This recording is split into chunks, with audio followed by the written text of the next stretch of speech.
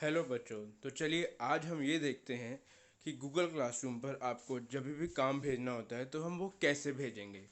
सबसे पहले तो आपके टीचर की डिमांड ये होती है दैट आपको सबसे पहले अपने काम को पीडीएफ फाइल में कन्वर्ट करना है। तो अगर आपका काम एक इमेज या दो इमेज से ज़्यादा का है तब आप उसे पीडीएफ में भेजिए। अदरवाइज आप अगर एक ही फ़ोटो भेजनी है या दो ही फ़ोटो भेजनी है तो सिंपल फ़ोटो डायरेक्टली भी भेज सकते हैं। उसको पीडीएफ में कन्वर्ट करने की ज़रूरत नहीं है। तो चलिए पहले देखते हैं कि पीडीएफ में कन्वर्ट कैसे करते हैं। उसके लिए आप प्ले स्टोर पर जाकर या अपने ऐप स्टोर पर जाकर कोई भी एक रैंडम ऐप डाउनलोड कर सकते हो जो किसी भी फ़ोटो को पीडीएफ में कन्वर्ट कर सके। तो आप लिख सकते हैं photo to PDF file converter या फिर image to PDF file converter, आप कोई भी कर सकते हैं। मैंने ऑलरेडी प्री इंस्टॉल्ड कर रखा है जो आप ऑलरेडी ऊपर देख सकते हैं। मैंने उसको ओपन किया। नाउ अब इसको ओपन करने के बाद ये इंटरफेस मुझे यहाँ दिखाई दे रहा है।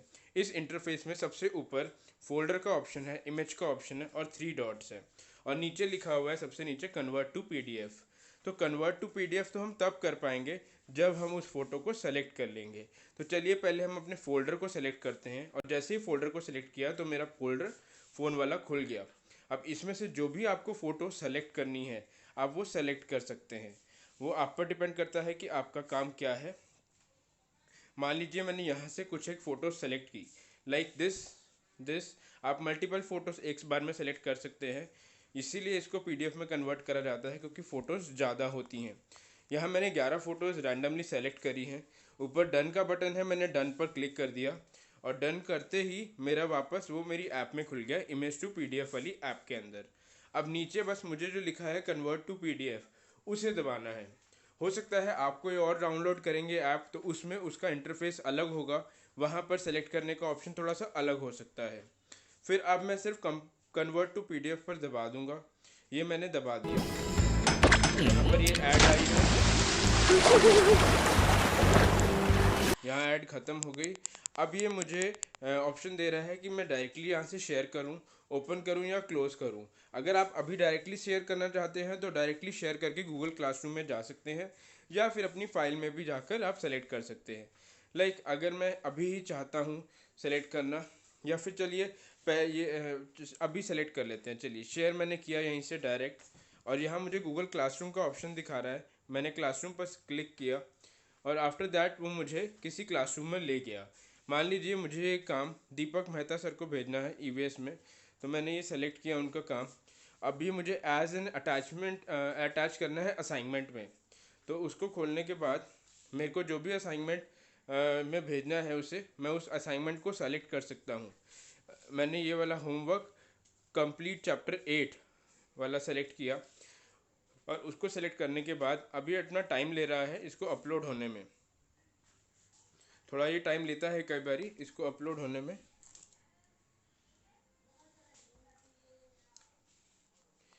और आप यहाँ देख सकते हैं कि अपलोड हो चुका है, ये फाइल का नाम लिखा हुआ है। अब मान लीजिए आप भूल गए कुछ इसमें डालना, आपको इसमें और भी चीज़ अटैच करनी है तो यहाँ पर है ऐड अटैचमेंट का ऑप्शन। इसको आप क्लिक करेंगे प्लस और ऐड अटैचमेंट के एक साथ कोई भी कहीं पर भी क्लिक कर लीजिए तो आपको ये रैंडम ऑप्शंस दिख जाएंगे। इसमें से मान लीजिए आप कोई चीज़ कुछ अटैच करना साथ में भूल गए हो, आपका प्रोजेक्ट वर्क था या आपका कोई पोस्टर था, तो आप फाइल में जाएंगे या फिर डायरेक्ट टेक फोटोज ऑप्शन में भी जा सकते हैं। अगर टेक फोटो में जाएंगे तो आपका कैमरा खुल जाएगा, आप डायरेक्टली फ़ोटो वहीं से खींच के भेज सकते हैं। अदरवाइज़ आप फाइल में जाएंगे, आपने ऑलरेडी उसकी फ़ोटो अगर ली हुई है तो उस पर्टिकुलर फ़ोटो को आप सेलेक्ट करेंगे, या आप पीडीएफ को भी सेलेक्ट कर सकते हो या आप वीडियो को भी सेलेक्ट कर सकते हो।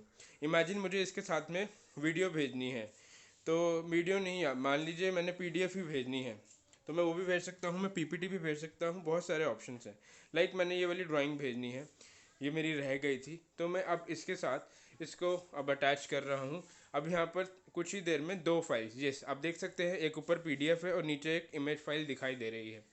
अभी भी अगर आपको लगता है कि आपका कोई काम रह गया है तो आप यही प्रोसेस दोबारा शुरू कर सकते हैं या ऐड अटैचमेंट पर क्लिक करके अपनी फ़ाइल भेज सकते हैं। जैसे ही आप टर्न इन पे दबाएंगे तो वो आपके टीचर के पास पहुंच जाएगी। अब आप टर्न इन पे जैसे ही मैं अब दबा रहा हूँ ये मुझे ऑप्शन दे रहा है कि two attachments are will be submitted, तो मैं इसको अब सबमिट कर दूंगा, टर्न इन कर दूंगा। और अब ये टीचर के पास पहुंच जाएगी। अब मान लीजिए आपके टीचर ने बाद में कुछ कमेंट यहाँ पर लिख के दिया that your work is incomplete, और आप अपनी एक चीज़ भूल गए हैं, उसको आप अलग से फ़ोटो खींच के भेज दीजिए। तो अब आप क्या करेंगे, अब आप अनसबमिट पर क्लिक करेंगे। ये मैं बाद की बात बता रहा हूँ जब आपका काम चेक हो चुका है। अनसबमिट पे क्लिक करेंगे और आप ध्यान रखिएगा, अनसबमिट पे क्लिक करने के बाद ये वापस से वही वाली पुरानी फाइल्स रहेंगी वहाँ पर, आप उनको डिलीट नहीं करेंगे, उनको रहने दीजिए। अब ऐड अटैचमेंट पे दोबारा जाइए या टेक फोटो का ऑप्शन लीजिए, या फिर अगर आप चाहते हैं फाइल में आपके पास ऑलरेडी अवेलेबल है वो, तो आप उसमें जाएंगे और फाइल को सेलेक्ट करेंगे, फ़ोटो को सेलेक्ट करेंगे और वेट करेंगे कि वो अपलोड यहाँ पर हो जाए। जैसे ही वो प्रोसेसिंग के बाद अपलोड हो जाएगी, आप उसको रिटर्न कर सकते हैं। रिटर्न मतलब वापस से टर्न इन कर सकते हैं। अब मैं दोबारा से टर्न इन करूँगा और वो वहाँ पर टीचर के पास पहुँच जाएगी। ये लास्ट वाला केस आपको तभी करना है बस जब आपका काम इनकम्प्लीट हो, आपके टीचर ने कमेंट किया हो कि कोई चीज़ आपकी रह गई है। आई होप आपको ये चीज़ें समझ आ गई कि आपको अपना काम किस तरीके से गूगल क्लासरूम पर भेजना है। Thank you. Have a nice day.